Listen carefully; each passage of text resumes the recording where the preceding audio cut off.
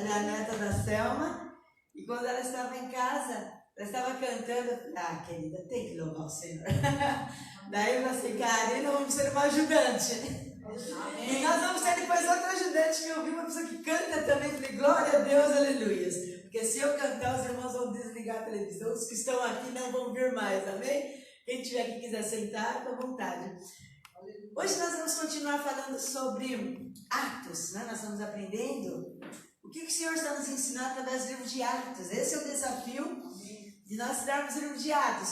E nós vamos continuar no capítulo 9. Nós vamos falar algumas áreas na vida de Saulo que é muito importante para as nossas vidas. E como nós dissemos semana passada, Deus não trocou o nome de Saulo para Paulo. Vamos estar lembrando. Saulo, nome hebraico. Paulo, nome latino. Ele começou a usar Paulo quando ele foi falar com os gentios, que ficava mais fácil para as portas se abrirem. Amém, queridos? Quem tiver com a sua Bíblia, Atos, capítulo 9, nós vamos ler somente 4 versículos, vamos falar um pouco mais, mas nós vamos ler 4 versículos. Amém? Começando no versículo 23. Atos 23. 9, 23. Quero aproveitar, agradecer as pessoas que aqui estão, convidar você também. Se você não tem problema de saúde, está liberado, tenha assim, paz para vir, nós estamos com os cuidados necessários, amém, queridos? Nós estamos aqui, mas com os cuidados necessários, amém? Vamos estar então orando?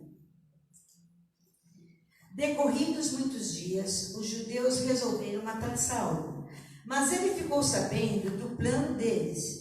Dia e noite, guardaram também os portões da cidade para matá-lo. Mas os discípulos de Saulo tomaram-no de noite e, colocando-no num cesto, desceram-no pela muralha. Quando chegou a Jerusalém, Saulo procurou juntar-se aos discípulos de Jesus. Porém, todos tinham medo dele, não acreditando que ele fosse discípulo. Mas Barnabé, tomando consigo, levou aos apóstolos.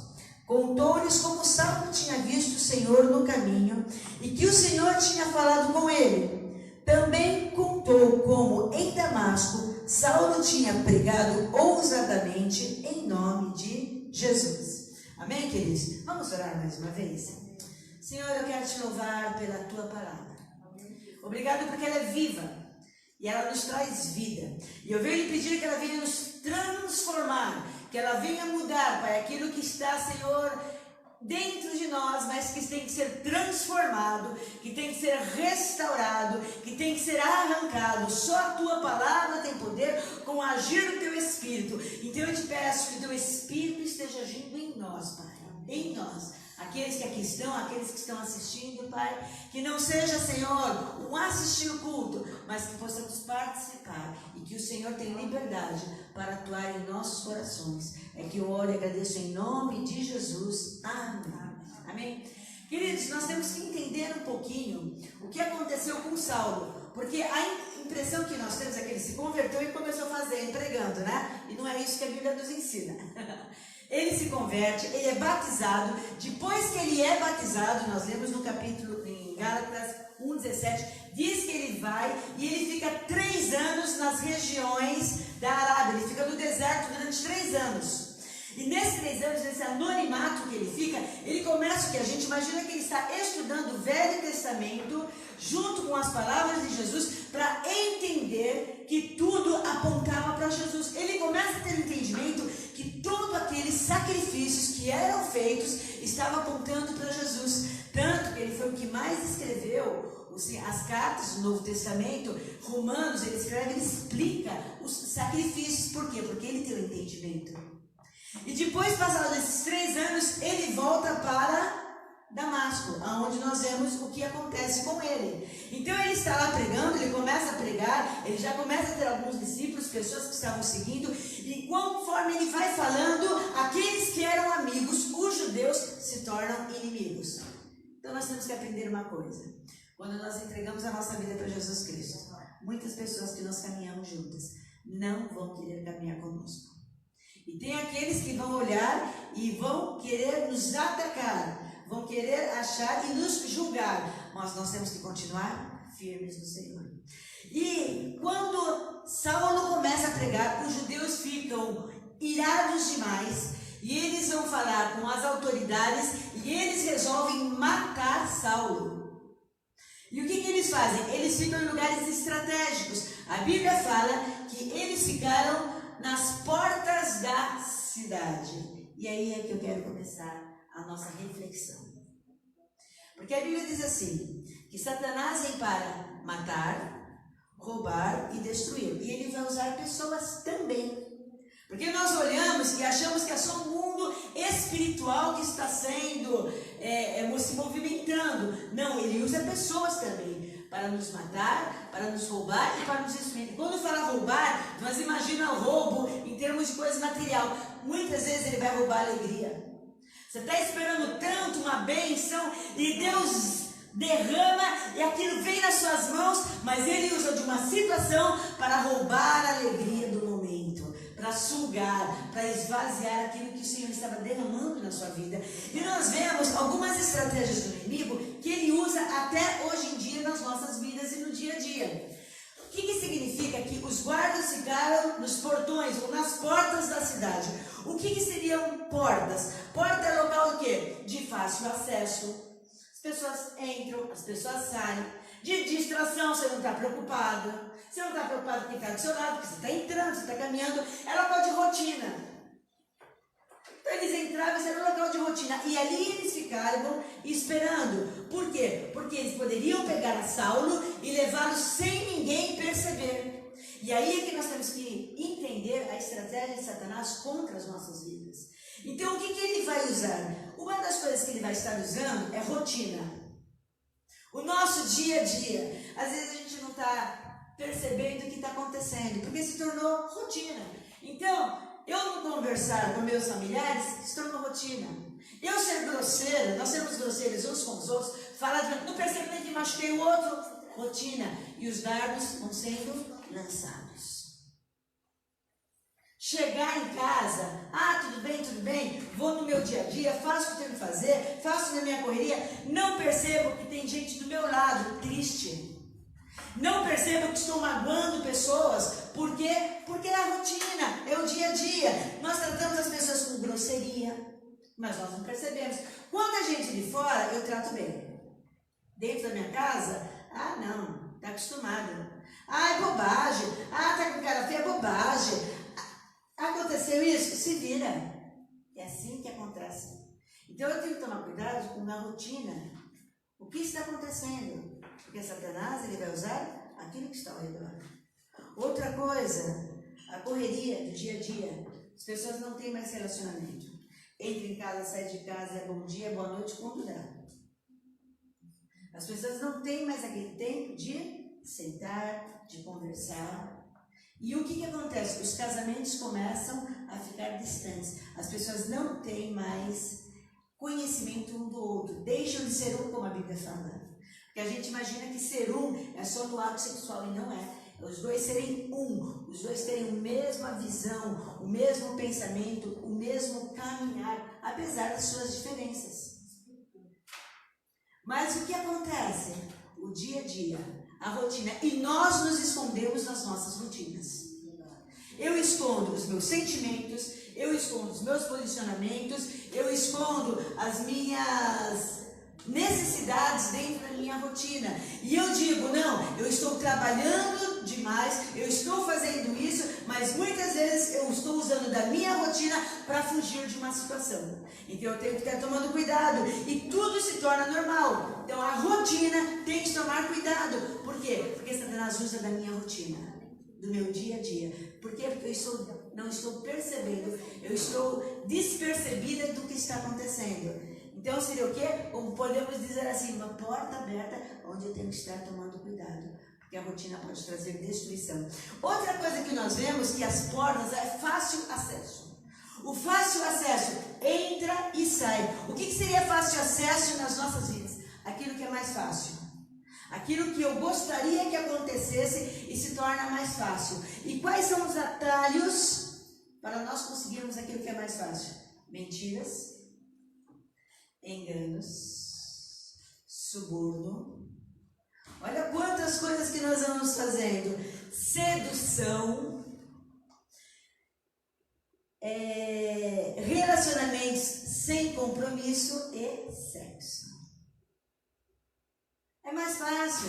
Tá com o esposo, tá com a esposa, mas aquela pessoa, ninguém vai ficar sabendo. E as pessoas caem. Porque é mais fácil de eu chegar ao quê? A um prazer, a um sentimento. Então nós vemos que são áreas onde o inimigo vai trabalhando e as pessoas, quando vê, já estão dentro de uma situação e é difícil sair. Por quê? Fácil acesso. Porque nem tudo é fácil na vida da gente. Tem coisas que a gente tem que lutar. Tem coisas que demoram. Mas se aparece um atalho, e Satanás vai usar de situações para virem atalhos. Então está com problema com o marido, com a esposa, com certeza vai aparecer alguém para consolar. Isso é perigoso. Então eu tenho que estar tomando cuidado com essas coisas. E outra, distrações. Satanás usa de distrações. O que é distração? Me tirar do alvo. Eu tenho um alvo e ele vai fazer o quê? Ele vai fazer tudo para que eu saia do alvo, para que eu fique distraída com algumas outras coisas na minha vida. E eu, ao invés de eu resolver o problema, muitas vezes eu querer resolver a consequência. Sabe, é muito interessante que as coisas aparecem como uma das coisas que tira o nosso foco são as urgências. Aquilo que é urgente não é aquilo que é importante. Então eu vou dar um exemplo lá em casa. Lá em casa tem assim, algumas partes onde eu vejo que está úmido, né? Então o que é mais fácil? Vai vir gente em casa. Então eu vou tirar o que está úmido, vou passar uma massa e vou passar uma tinta. Olhando, está muito bonitinho. Mas eu resolvi o problema, eu resolvi de onde está o vazamento, e é isso que acontece nas vidas. A gente vai tampando as consequências, mas eu tenho que ir naquilo que é importante. O que é importante? Aonde está o vazamento? E eu vou dar um exemplo. Muitas vezes, isso acontece muito, por mais que se trabalhe, o dinheiro nunca é suficiente. Trabalha, não é suficiente dinheiro. Daí o que acontece? Vamos resolver o problema. Preciso ter mais dinheiro. Não é aí muitas vezes o problema. Nem sempre. Sabe que muitas vezes a origem do problema está numa insatisfação, aonde eu quero. Por mais que eu tenha, eu sempre vou querer. Talvez eu queira competir com outra pessoa. Então a pessoa acabou de comprar um celular, eu estou com o meu que é muito bom, mas a pessoa comprou um celular, última geração. Mas se ele tem, por que eu não posso ter? E nós começamos a entrar numa competição. É coisas muito sérias que vão acontecendo. Eu falo, Deus, falta de comunicação. Então, tá lá, família, um compra uma coisa, outro compra uma coisa. Quando vai ver, não se comunicaram, não conversaram, não viram que era prioridade dentro da família. E cada um corre atrás das suas prioridades. Mas qual é o problema? Está aqui, mas eu quero resolver achando que é o dinheiro. Então eu tenho que falar, Senhor, entra, mostra o que está errado. Eu, como professora de aula há muito tempo, então nós víamos muito isso. As crianças pulando, correndo, você ia falar com os pais falavam, não, é porque não tem educação. E quando você via, não era que não tinha educação, eles não tinham dentro de casa o ensinamento. O problema era a criança, não. E sabe o que algumas mães falavam para mim? Falavam assim, mas esse que eu estou esperando vai ser diferente. A expectativa não estava mais naquele, mas estava nesse. Porque vamos tampar, porque o problema está ali. E eu sempre acho que o problema é o outro. E geralmente o problema está aqui. E aí é onde nós temos que entender. Porque nós achamos que sempre o problema é o outro. Isso são consequências, porque às vezes o que eu faço aqui estoura ali. Mas o Senhor fala que nós temos que olhar para nós temos que ser transformados diariamente, deixando as coisas que nos embaraçam. E ela não está falando de pecado, está falando de coisas que me embaraçam. O que me atrapalha nesse caminhar? Então a Bíblia fala assim, pensa, olha as suas atitudes, olha o seu pensamento, transforma o seu pensamento. Não vos conformeis com este mundo, mas transformai-vos. E nós pegamos esse versículo só para conversão. Quando eu aceito Jesus Cristo, ele fala, não, a sua mente tem que pensar de maneira diferente, as suas atitudes. Então você vai seguindo. Paulo fala assim, olha gente, eu sigo para o alvo, eu não alcancei não, mas eu deixo de olhar para trás, eu sigo para o alvo. E qual que é meu alvo? É Jesus Cristo. Aleluia. Então nós temos que estar entendendo o que o Senhor está falando e o que o Senhor está fazendo. E quando Paulo está nessa situação, ele faz alguma coisa que nós não fazemos. Ele toma uma decisão. Sabe qual foi a decisão que ele tomou? Não passar pelas portões. Ele não foi desafiar o perigo. E nós muitas vezes desafiamos o perigo. Porque nós achamos que conosco não vai acontecer. Então ele olhou e falou assim, não, eu tenho que tomar uma decisão, eu não posso passar por lá, mas eu vou fugir. E a Bíblia declara que sempre que nós estivermos numa tentação, o Senhor vai dar uma maneira de nós escaparmos dela. Mas eu quero escapar dela. Porque escapar de uma situação, fugir, nem sempre vai ser gostoso. Porque muitas vezes eu vou me encontrar comigo. E quando eu encontro comigo não é fácil, porque eu vejo que eu não sou a gracinha que todo mundo fala que eu sou. Porque muita gente vê a pastora. A minha mãe vê a Damares. É diferente? Todos veem a gracinha, minha mãe vê a filha. Os meus irmãos veem a irmã. Quem sou eu? Então eu tenho que pedir, Senhor, vai trabalhando, vai transformando, vai mudando. Porque tem áreas da vida que eu tenho que deixar Deus transformar, porque eu não sei. Então eu tenho que tomar decisão. E nem todas as decisões são fáceis. Então eu estou vendo ali aquela situação, eu tenho que falar, Senhor, vai mudando. Eu tomo uma decisão e uma posição. Qual foi a posição? Descer por um cesto. Será que foi agradável? Gente, foi humilhante. Para quem? Não foi humilhante, foi sabedoria. Às vezes as pessoas olham, mas isso é humilhante, isso é sabedoria, isso é palavra de Deus. Vai trazer vida, pode ninguém estar entendendo, mas vai trazer vida. E é isso que eu tenho que entender, que aquilo que às vezes parece ser humilhante para mim, é vida. Porque a palavra de Deus, ela vai regando, nos ensinando, mas muita gente vai falar assim, você é bobo por fazer isso, você é bobo. Imagina, você, pessoa que fez isso, você vai se humilhar? É a palavra de Deus? Não é humilhação, é sabedoria. E o que ele faz? Ele vai embora. E é tão interessante que ele resolve tomar uma atitude. Ele diz assim, eu vou fugir, eu vou sair. Mas antes de falar desse encontro que ele tem em Jerusalém, a Bíblia diz um versículo que diz assim, fugir da aparência do mal. O que é aparência do mal? O que é fugir? Não chega perto. Rejeita. Aquilo que parece que não está certo, rejeita. Não queira pôr a mão no perigo, porque os avisos acontecem que não está certo. Os avisos vão vir. Ou através de uma situação, ou através de pessoas, vão vir os avisos. Mas eu tenho que tomar uma decisão. E ali ele toma uma decisão. E ele resolve, depois que ele sai, ele resolve ir para Jerusalém. Mas quando ele chega em Jerusalém é muito tremendo. Depois de 3 anos, ele tinha uma fama terrível. Ele vai para Jerusalém. E ele foi, eu fico imaginando a expectativa desse homem. Eu vou ver meus irmãos em Jerusalém. Ah, Jerusalém. E quando ele chega na igreja, as pessoas olham para ele como se ele fosse o quê? Alguém que iria trazer problema. Ele é rejeitado.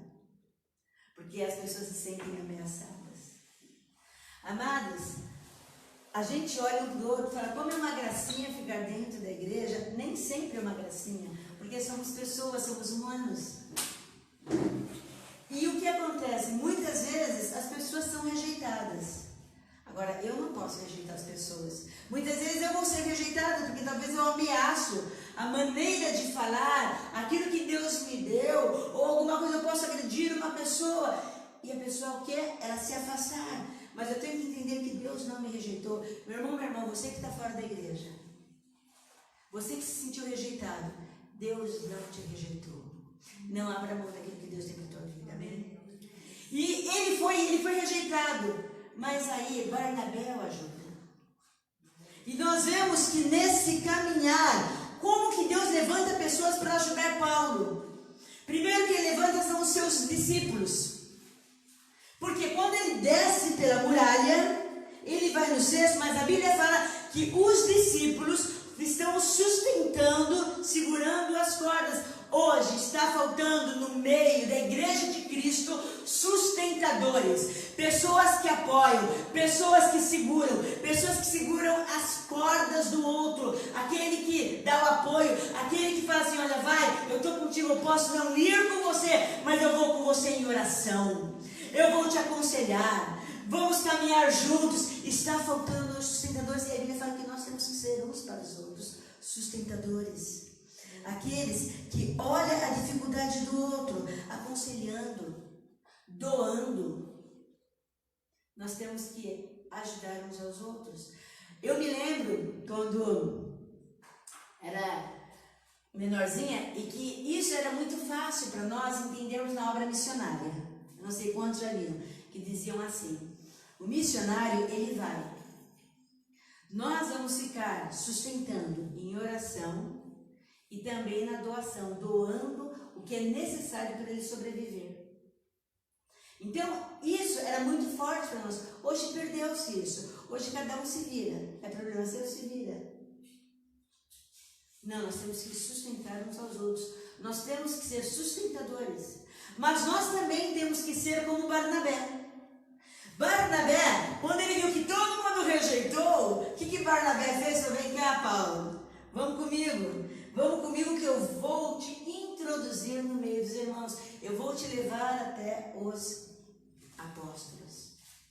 Aquele medo que as pessoas estavam sentindo, Barnabé vem e fala assim, eu vou te ajudar. Está faltando Barnabés no meio das igrejas. Pessoas que ajudem a outra que está entrando a se enturmar, a fazer amizade uns com os outros, a chegar e falar assim, olha, eu estou contigo, vou sentar contigo, olha, estamos aqui junto, pega no braço da pessoa, vai orar com uma pessoa, caminha junto, olha para a pessoa sem preconceito, sabe que a pessoa muitas vezes é falada, e às vezes mal falada, mas fala assim, não, eu vou te ajudar. Amados, nós temos que entender que nós temos que ajudar, porque não é fácil. Numa igreja pequena como a nossa, talvez seja mais fácil, porque a gente vai, mas as igrejas que são maiores é mais difícil. Mas em qualquer igreja, seja grande, seja pequena, tem que ter Barnabés. E o que nós encontramos? Anti-Barnabés. Em todo local nós encontramos pessoas o quê? Pessoas que em vez de ajudar, acabam colocando as pessoas para fora das igrejas. E hoje está mais fácil. Amados, essa pandemia, ela está fazendo uma coisa muito tremenda na igreja. Ela está levando as pessoas a entenderem que eu tenho que buscar a Deus, que não é o local que salva, que não é o local que está a bênção, minha bênção está no Senhor Jesus. Existe a facilidade, mas também tem um perigo correndo aí. Onde as pessoas estão deixando de entender a necessidade da comunhão. Porque está sendo tão mais fácil eu ficar na minha casa assistindo. Porque eu estou participando do culto, eu não estou mais cultuando. Quando tem a pandemia, tem gente que não pode mesmo. Não pode, por vários problemas. Mas tem gente que vai usar de situações para não ter mais compromisso com a igreja. E quem é você dentro disso? Você vai ser aquele que vai falar assim, não, eu vou continuar firme naquilo que a Bíblia fala, com bom e com suave aos irmãos vivem em união, ou eu vou ficar usando isso porque está mais fácil. E nós usamos desculpas. Agora é a pandemia e com certeza, queridos, isso é real. Mas, logo, passando, vai ser frio, chuva, cansaço, falta de tempo porque eu vou assistir a hora que eu quiser. A união, o contato vai acabar, porque daí eu não vou participar de um culto, eu vou assistir no culto. Então nós temos que tomar cuidado. Cuidado para não sairmos do foco, porque o que pode ser uma bênção também pode me afastar da presença de Deus. Porque a Bíblia fala que é importante termos união uns com os outros. E Satanás está fazendo tudo para que não tenha união. Então ele vai usar tudo que é necessário para quê? Para eu ficar chateada contigo e não conversar com você. Para nós não termos aquela coisa gostosa de ter a saudade de um ver o outro. E os anti-Barnabés, eles estão em todos os locais. Que são pessoas o quê? Que são pessoas que estão se levantando e afastando pessoas do convívio dos irmãos. Um deles é o péssimo testemunho. A pessoa entra feliz, ela vê fulano de tal, ixi, essa pessoa está aqui, misericórdia, estou saindo. O meu testemunho tem que atrair as pessoas para Jesus e não levá-las longe. E não falar assim, essa pessoa está aqui, eu aqui não fico. Outra coisa, grosseria. Nós temos intimidade, daí nós nos tornamos grosseiros uns com os outros. E a pessoa faz uma pergunta, ou fala, daí nós nos tornamos grosseiros. Daí as pessoas vão embora porque foram ofendidas dentro da igreja. Anti-Barnabés. Fofoca. A pessoa vem e se abre comigo. Falou. Daí o que eu faço? Você viu? Fulano de tal? E vai se tornando normal. Antigamente a gente falava assim, né? Eu lembro que o pastor falou assim, que reunião de oração, ele falava assim, não é reunião de você descobrir seu irmão. Olha, irmão, vamos orar para fulano e tal, porque ela não falem para ninguém. Tem 20 pessoas lá. Não falem para ninguém. Mas ela está desconfiando que o marido está traindo. Só tinha 20 pessoas lá. Dá uma bagunça. Por quê? Porque quando eu faço isso, eu estou descobrindo meu irmão, eu estou desnudando meu irmão. E a Bíblia fala que isso é pecado. Então, quantas pessoas estão fora e falam assim, vamos lá na igreja? Igreja? Local de fofoqueiro. Mas por que isso?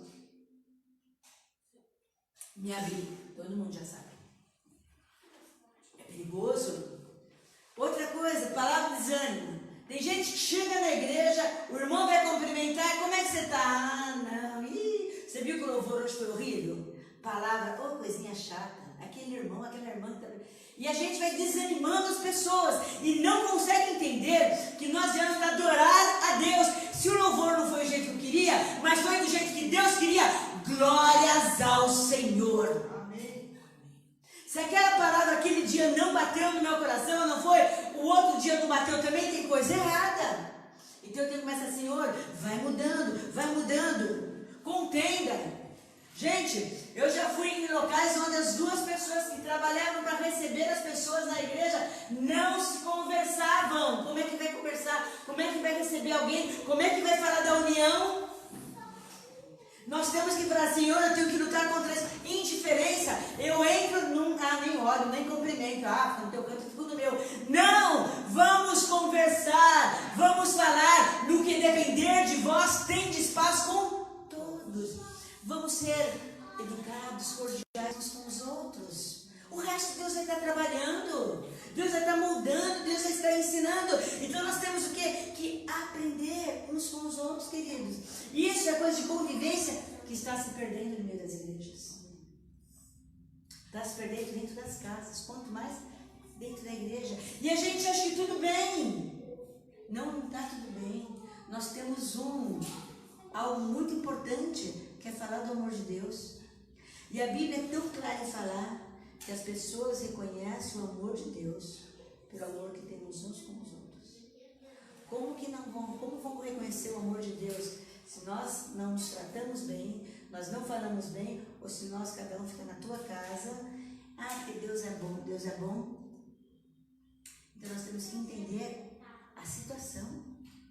E é tão lindo o livro de Atos, porque nós olhamos e só achamos os dons do Espírito Santo, queridos. Lá ele fala sobre a necessidade da igreja. E é tão tremendo que daí ele faz o seguinte, ele pega Paulo e ele vai com os apóstolos. E a Bíblia fala que ele só falou com os 2 apóstolos. Os outros deviam estar fazendo alguma coisa, que foi Tiago, irmão de Jesus, e Pedro. E a Bíblia fala que ele fica 15 dias com eles. E fala assim, indo e vindo. O que ele estava fazendo? Proximidade. Ensinando. Quer me conhecer? Não é aqui na igreja. Porque na igreja vocês vão ver a pastora. Na minha casa vocês vão ver a Damares. No dia a dia vocês vão ver quem eu sou. Só que hoje assim, eu não quero que eles descubram quem eu sou. Então meu relacionamento vai ser só aqui. E de preferência me chamem de pastora, tá? Misericórdia. Perdeu-se essa proximidade. Mas Paulo não, Paulo foi porque Paulo também tinha que aprender, porque Paulo ele estudou muito sobre a lei, ele era conhecedor, ele era legalista demais. Daí ele ouve de Jesus, daí ele fica 3 anos no deserto aprendendo, mas agora ele tinha que aprender esse negócio de convivência também. E ele vive 15 anos, 15 dias, indo e vindo, está faltando proximidade entre as pessoas, das pessoas serem quem são. Eu quero que uma pessoa conheça Deus, deixa ela chegar perto de mim. Deixa ela ver como que eu me relaciono com Deus. Porque não adianta chegar e falar assim, Karina, você faz isso, isso, isso, mas você não me vê fazendo isso. Você não vê como que eu me relaciono com Deus. Então eu estou fazendo o que a Bíblia fala que está dizendo sozinho. Faça o que eu mando, mas não façam o que eu faço. Jesus, quando pega os seus discípulos, o que ele faz? Comigo 3 anos. Anda comigo. Gente, e a gente vê Jesus andando e ali todos os defeitos dos discípulos apareceram. Eles eram competidores, eles competiam um com o outro, eles brigavam, eles não concordavam. Tem um que chama a mãe para resolver. Vem a mãe e fala assim, Jesus, para quem, quando chegar no céu, deixa meu filho, um fica à tua direita, o outro à tua esquerda. Mamãe vai resolver. Olha o fuá que era aquilo lá. Mas Deus falou assim, mas é no meio desses que eu vou trabalhar. Gente, eles eram normais. Nós temos que ser normais, queridos. E eles ficam. Daí passam esses 15 dias. Paulo está pronto para pregar, glória a Deus. Não. Sabe o que eles falam? Paulo, você vai voltar para a sua cidade. Tarso. Você vai ficar 10 anos lá. Ele fica 10 anos. Não dizem quanto tempo ele vai ficar. Mas ele volta para a cidade. Porque ainda era tempo de aprendizado. Ele fica 10 anos novamente no anonimato. Até que quando vai fazer uma obra, Deus traz a lembrança a Barnabé. Vai buscar Paulo. Agora Paulo está pronto. Paulo ele teve 14 anos de preparo no anonimato. E nós olhando achando pintado. Por quê? Porque Deus tinha que trabalhar com algumas coisas que Deus tem que trabalhar contigo e comigo. Conhecimento. Só que uma coisa Paulo tinha conhecimento. Só que Paulo também tinha dentro dele muitas coisas que tinham que ser mudadas. E entre eu e você temos que ser mudados. Ele tinha dentro dele muito ensinamento, desde pequeno, ensinado na lei, desde pequeno. E para Deus trabalhar, precisa mexer lá dentro. E amados, o Evangelho não é mexer do lado de fora. O Evangelho é mexer aqui dentro. É deixar Deus trabalhar na minha vida. Deus trabalhar nos meus conceitos errados, porque nós temos conceitos errados. E nós temos que pedir, Senhor, arranca. Porque senão ele vai vir e eu não vou perceber. E eu sempre vou achar que a outra pessoa tem que ser transformada. Eu não vou entender que quem tem que ser transformado primeiro sou eu. É tão lindo quando a gente lê a palavra de Deus. E Jesus ele faz algumas colocações que eu falo, só o Senhor mesmo. Você está com o teu irmão, ele te deu um tapa. Né? Então ele está falando alguma situação. Daí ele fala, vira a outra face. Eu lembro que a gente era pequeno, a gente falava assim, você dá outra face, mas também depois a Bíblia não fala mais nada, vai arrebenta com a pessoa. E não é isso. O que ele está dizendo? Vai e dá o outro tapa. Deixa eu trabalhar contigo primeiro. A pessoa te deu um tapa, como é a tua reação? O que está dentro de você? O que está dentro de mim? Porque para eu virar, aqui tem que ser transformado. E é esse o processo que ele fala. Porque é interessante que ele não fala, vai lá, pega ele, dá uma surra nele. Ele fala para quem foi ofendido. Ele fala para o discípulo. E se eu sou discípulo, a palavra dele é para mim. Mas geralmente eu quero usar para você. Para você. É você. Deixa Deus trabalhar. Te ofendeu, te machucou, deixou as marcas. Alguém pode tirar. E é ele. Então ele vai falando, amados, é um desafio viver na presença de Deus. Viver tendo Jesus como Senhor e Salvador é um desafio. É apaixonante, mas é desafio. Porque Ele nunca fala para o outro, porque a gente tem assim, preciso evangelizar, preciso, é bíblico. Mas o maior evangelismo é o meu testemunho. E o maior desafio é Ele sempre falando aqui dentro de nós. Filha, eu estou trabalhando contigo. Filha, dentro de você.